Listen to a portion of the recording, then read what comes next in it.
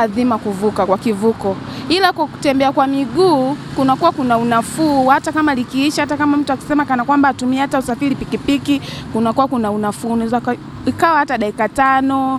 Kama wala Mwanza tunamuomba Mama Samia atusaidie lile daraja liishe kwa haraka, kwa sababu sisi akina mama wafanya biashara, jasiriamali, biashara tunafuata kule ngambo ya pili, usafiri unakuwa changamoto. Mtu mwingine unakuta labda hata ana usafiri, anaamua atembee. Kwa hiyo lile daraja litasaidia kiasi fulani. Mimi nimewahi kukaa zaidi ya masaa 3, masaa 4 hapo Kigongo Feri nikisubiri kivuko. Tunafika tunaambiwa kivuko kimekwenda. Kivuko kimekwenda, kwa hiyo inabidi tukisubiri mpaka kurudi tunakuta abiria ni wengi, kwa hiyo magari kuvusha ni mengi. Kwa hiyo sasa hii tunajikuta unasubiri zaidi ya masaa 4. Kukamilika kwa daraja hili litasaidia mambo mengi sana.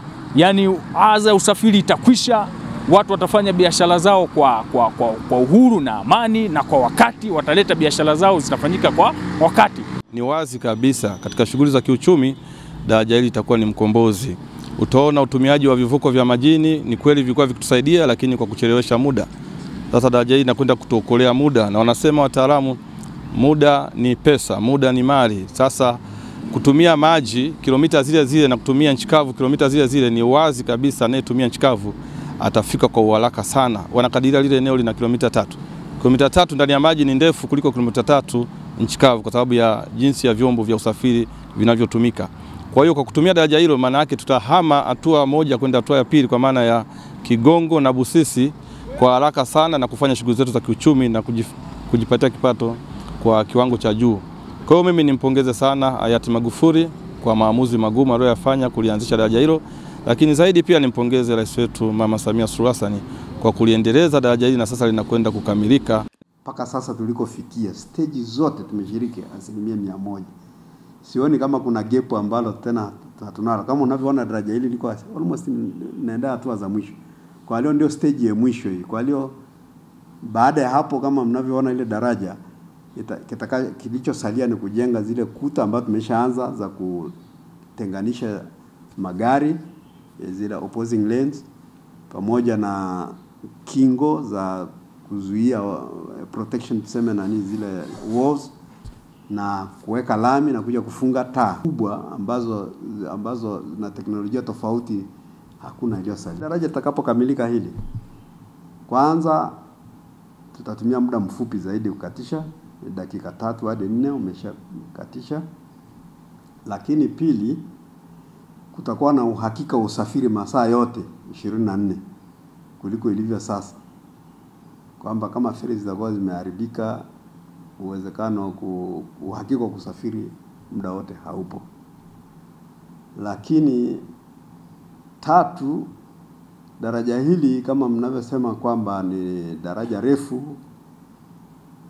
kwa hapa Afrika Mashariki na ya Kati, ni nembo ya nchi na vile vile ni kivutio kwa nchi. Watu watakuja kufanya utalii hapa wakitoka sehemu mbalimbali, kwanza kuona daraja refu kuliko lote katika Afrika Mashariki. Lakini vile vile litaleta manufaa mengi hasa ya kiuchumi, kwa sababu kama unavyojua Mwanza ni hub ya kibiashara. Kwa sababu ile daraja sasa litaunganisha mikoa yetu ya mkoa wa Mwanza na mikoa jirani kama vile Geita, taunganisha na Kigoma, Bukoba na nchi jirani kama Rwanda, Burundi na Demokrasia na Kongo. Kwa hiyo ukiona uhakika kusafiri hapa, maana yake mikoa hii na nchi jirani watakuja kufanya biashara hapa. Lakini strategically ili daraja litasaidia, kwa sababu baada ya reli kukamilika, inajengwa hii reli ya mwendokasi kutoka Dar es Salaam mpaka Mwanza. Maana yake mizigo mingi itakuwa inakuja inapita hapa kwetu.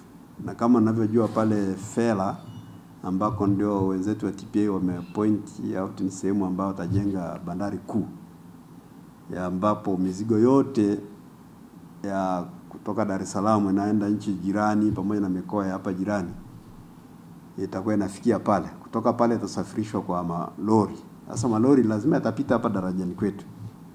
na kama tulivyosema hili daraja limekuwa design ni kubeba uzito zaidi ya zaidi ya tani 120 kwa wakati. Kwa hiyo mizigo ya kila aina itapita hapa maana yake katika daraja letu hili.